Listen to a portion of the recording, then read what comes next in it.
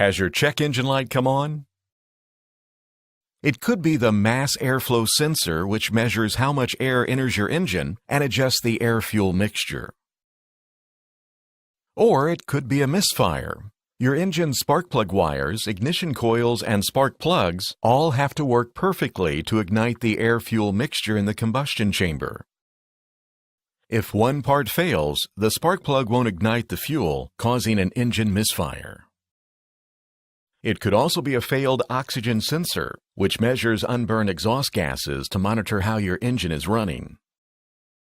Another common culprit is the catalytic converter, which burns off harmful emissions before they head out your tailpipe.